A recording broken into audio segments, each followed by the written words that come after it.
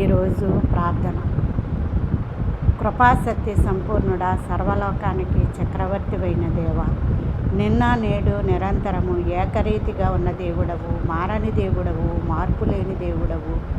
శాశ్వతుడైన దేవుడవు, సహాయము చేసే దేవుడవు, ఔన్నత్యమును కలిగి ఉన్న దేవుడవు, తోడై ఉన్న దేవుడవు,